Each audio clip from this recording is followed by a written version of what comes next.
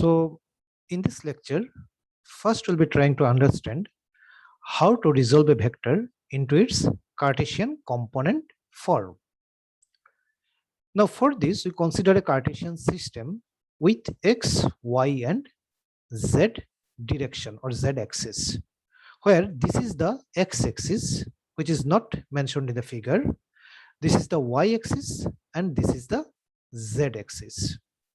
Now, if a1, a2 and a3 are the scalar components of a vector OP bar, here is the vector OP bar, which is also represented by a bar, and along x, y and z axis respectively, then the vector OP bar, that means a bar, is given by a bar is equal to I cap a1 plus j cap a2 plus k cap a3, where I cap, j cap and k cap are the unit vectors along x, y and z axis and are called basis vectors, which are mutually perpendicular to each other, because as x, y and z axis are mutually perpendicular to each other, and since I cap, j cap and k cap are the unit vectors along these three directions respectively,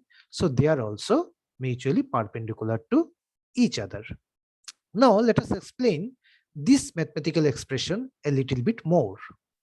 Suppose you have started moving from the point O along the x-axis and you have traveled a distance a1 along x-axis. So as I cap is the unit vector along x-axis, the vectorial distance that will be traveled by you along the x-axis will be I cap into a1. Now suppose from this point you have changed your direction and you have started moving along y direction, and suppose you have traveled a distance a2 along y direction. So the vectorial distance traveled by you along the y direction will be j cap into a2, where j cap is the unit vector along y direction. And now again, suppose from this point you have changed your direction and you have started moving along z direction, and suppose you have traveled a distance a3 along z direction. So the vectorial distance that will be traveled by you along z direction will be k cap into a3, as k cap is the unit vector along z direction, right? So in this manner we have got three vectors. One is I cap a1 along x-axis, one is j cap a2 along y-axis, and another is k cap a3 along z-axis. So the resultant of all these three vectors can be obtained by adding the tail of the first vector, which is nothing but the tail of the vector I cap a1, that is the point O, to the head of the last vector, that means k cap a3, and which is nothing but the point P. So if you connect these 2 points O to P, then you'll be getting the resultant of all these three vectors I cap a1, j cap a2 and k cap a3. And this is nothing but, this OP is nothing but a bar, and here it is written a bar is equal to I cap a1 plus j cap a2 plus k cap a3. Now coming to the dot product between these three unit vectors I cap, j cap and k cap, they actually abide by the following rules. I cap dot I cap is equal to j cap dot j cap is equal to k cap dot k cap is equal to 1, and also I cap dot j cap is equal to j cap dot k cap is equal to k cap dot I cap, and these are is equal to 0.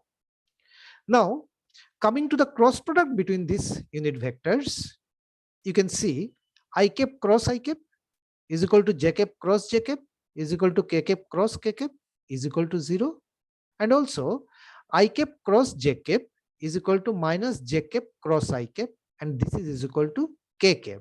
Now why k cap? Because k cap is the unit vector which is perpendicular to both the unit vectors I cap and j cap. Similarly, j cap cross k cap will be is equal to minus k cap cross j cap, and this will be is equal to I cap because I cap is the unit vector which is perpendicular to both j cap and k cap, and also k cap cross I cap will be is equal to minus I cap cross k cap, and that will be again is equal to j cap because j cap is the unit vector which is perpendicular to both k cap and I cap. Now, dot product in Cartesian component form. That means we now need to know how to find out dot product between two vectors in its Cartesian or in their Cartesian component forms. So here we are considering two vectors a bar and b bar, and the dot product between them, that means a bar dot b bar, can be written in their Cartesian component form as I cap x plus j cap ay plus k cap az whole thing into I cap bx plus j cap by plus k cap bz, where I cap x plus j cap ay plus k cap az is nothing but the Cartesian or nothing but the expression of the vector a bar in its Cartesian component form, with x, ay, az are its scalar component along x, y, and z axis respectively. And similarly, I cap bx plus j cap by plus k cap bz is nothing but the Cartesian component expression of b bar with bx, by, bz as the scalar component of b bar along x, y, and z directions. And if you do the dot product between these two quantities, then easily you can see that it will be is equal to ax bx plus ay by plus az bz. Now this mathematical expression immediately leads us to the rule about how to find out the dot product between two vectors in their Cartesian component form. And the rule states that to calculate the dot product, multiply the like components and then add. That means if we need to find out the dot product between two vectors in their Cartesian component form, first you multiply their like components and then add them. Right? Now, how to find out the magnitude of a vector? Suppose a bar is a vector, so the dot product of a bar with itself, that means a bar dot a bar, will be is equal to a square, because a bar dot a bar will be is equal to a into cos 0, and that is equal to a square. And this is again will be is equal to x square plus ay square plus az square by following this statement, right? So a will be is equal to root over x square plus ay square plus az square, which is nothing but this a is nothing but the magnitude of the vector a bar.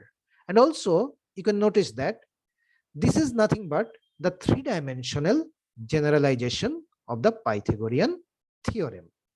Thank you.